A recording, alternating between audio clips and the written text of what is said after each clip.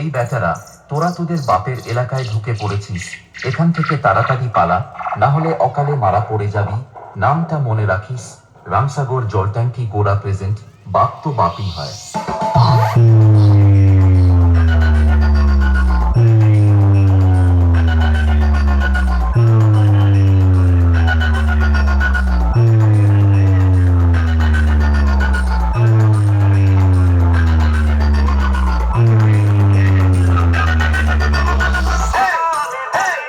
জিনু ভাই music production.